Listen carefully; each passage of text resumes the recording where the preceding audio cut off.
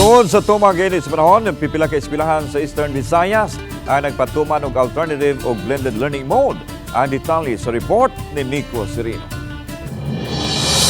Matod sa Information Officer sa DepEd Region 8 nga si Jasmin Francisco-Calzita, 5 ka mga eskwelahan ubos sa Maasin City Schools Division ang nagsuspenso sa in-person classes karong adlawa. Nagpahigayon og alternative delivery mode ang moabot sa 1,300 learners gikan sa Maasin Central School, Cansirong Multi-Grade School, Lib-Og Elementary School, Lanao Elementary School ug Baugo National High School.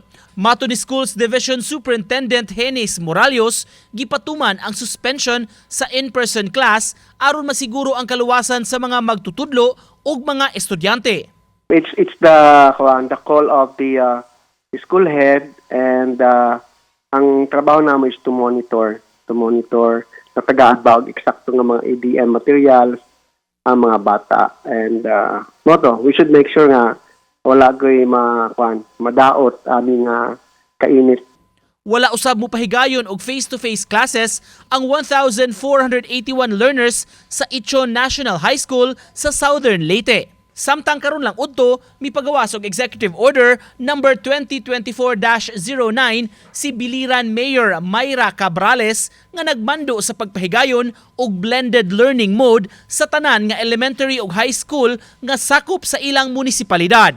Ubos sa EO gigipatuman karong adlaw ug mula nat hangtod sa April 19 dunay in-person class sa buntag.